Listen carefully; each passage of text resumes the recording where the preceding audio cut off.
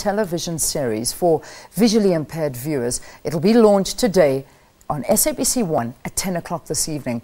This is the first series of its kind that gives the visually impaired access to mainstream television. It's an absolute pleasure to welcome in studio to talk about this Dr. William Rowland, co-owner of Audio Describe International, and of course our COO here at the SABC, Claudia Matswaneng. Good to have both of you. Thank you for being our guests here on the program. Thank you very much. Good morning and thank you. Absolute pleasure. William, I'm going to begin with you because I think it's important for people that don't actually understand what audio description actually is. How does it work? In every movie or television broadcast, there are moments when there's no speech, when the actors aren't speaking, and you use those natural silences to tell the blind listeners or viewers what's going on. You say, they're kissing, they're pouring a cup of coffee, whatever. Yeah. And that gives you a much fuller understanding of what's going on. And you said it's for visually impaired viewers, this program this evening. That's true. But they'll be sharing it with their family. Mm. And another first, we really commend the SABC for doing this, but it will be on open channel. So everybody this evening will be able to hear what audio description's about. Fantastic. Usually it's a setting on your decoder, okay, but this evening it's on open channel. That's so the first as well. Everybody is going to be hearing this. So basically it's a narration. It's an additional narration to any program when there's dead air, exactly, something so. that's nothing, that exactly, there is so. there's no speaking. The action, the background, that's yeah, it. Yes. Excellent. I mean, Claudia, has this been done before? Is this a first for the SABC? It is the first for SABC, and I'm glad that we have been putting resources, especially putting budget in place, because it is expensive to run a project like this one. But I'm very happy that the doctor they came on board to assist the SABC. We also train the personnel to do what they are doing now.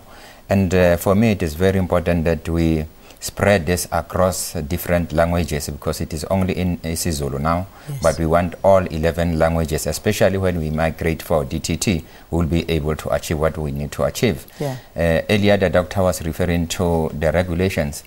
I don't think when we deal with such matters, it should be regulations. It should be conscious from us as a public broadcaster to make sure that we cater for all people of South Africa, people with disability, not just blind people. Mm. But also remember, we have put the RFP book in place. We are also investing on people with disability so that we can produce more local content. Indeed. But it is also very important for people to understand that the people with disability, they are normal people like us. Yeah. They think like us. They are even better than us. So it is very important that we also cater for them as a public broadcaster. Yeah. I like what you said about you know, having to ascribe to quotas, and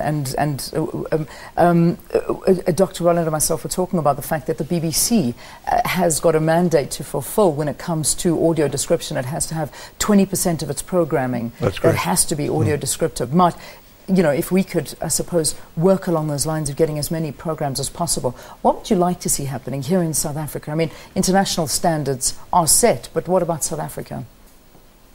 William? Oh, me, okay.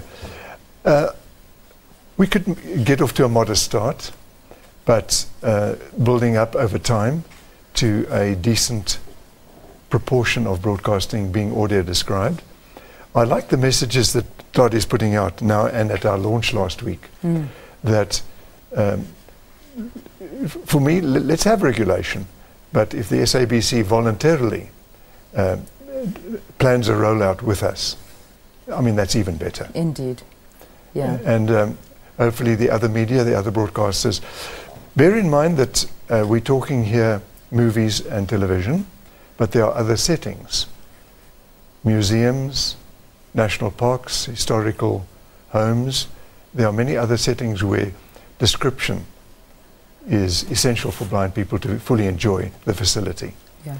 And we've got an excellent example right here in Johannesburg. If you visit Lily's Leaf, yes, there's wonderful audio description for blind people. Yeah, yeah. It's one of those museums here, I think, in South Africa that sets the benchmark for how it should be. And you do need that visual and audio display. Perhaps something like that at the Apartheid Museum would be good as well. They need to introduce that. Well, we have a plan that we want to target a number of museums. That's the sort of museum we really should start with, the Apartheid Museum or the national museums in Pretoria and Cape Town. Yeah, yeah. Claudia, why Sticks and Stones? Why was Sticks and Stones chosen as the very first one? I think from SABC with Doctor, we have been engaging, and this is very exciting for South Africans. I mean, we'll be reaching more than 3 million people with disability about the same project from today. And we are calling all South Africans to watch that program, because I have been looking at that program. It's so exciting. I mean, it shows that people with disability, they are capable of producing a very, very exciting content. We as SABC, we are very excited. Actually, we are celebrating. And this also shows that SABC, we are on track financially, because previously we could not even do this because of the financial austerity within the organization. But now we are able to make sure that we put good content on air, and we are going to make sure that we put more local content. And we are also appealing to all producers to make sure that they produce exciting local content. Yeah, indeed. There must have been a lot of work behind the scenes to get this off the ground. How long have you been working on this for? Claudia and William? William, would you like to begin? Perhaps I should, yes. An additional factor to what Claudia was saying, we must bear in mind that isiZulu is the largest linguistic group in the country. Yeah. So it seemed to us appropriate to start there. We have a group of audio describers, and I'd like to mention Nomatemba, I'd like to mention Guguletu, Ntokozizi. These are people that did the scripting, that took the time codes, the 2 and the 3 seconds, to write the speech that had to be voiced. Yeah. We had a blind quality controller, Setembili, played a very important role, and then a language checker, Letrukzolo, here in Johannesburg. These 5 people, and Tandu Masangu, the voicer, they've made history. First in South Africa, first in Africa, we believe. Amazing. And you'll hear this evening the beautiful voicing. I'm not a isiZulu speaker, but just listening to it gave me tremendous pleasure at the launch. That's amazing. Claudia, anything to sort of wrap up with? I mean, it's a big moment for us, as we're saying, the first on the African continent.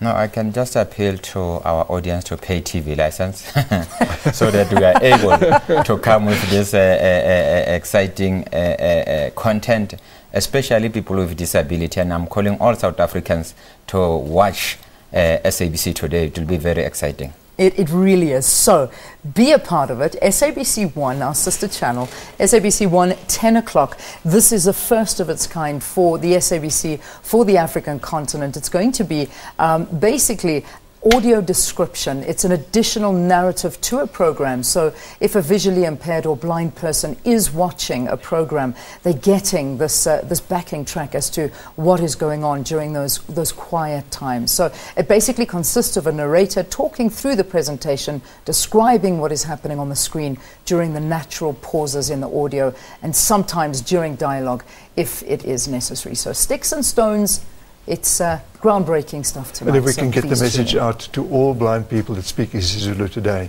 this is it. To tune in this evening. Indeed. Tremendous. Absolutely. So Dr. William Rowland, co-owner of Audio Describe International, and Claudia Motswaneng, the COO of the SABC, thank you very much for joining us here on the program. Pleasure. All right, time now for your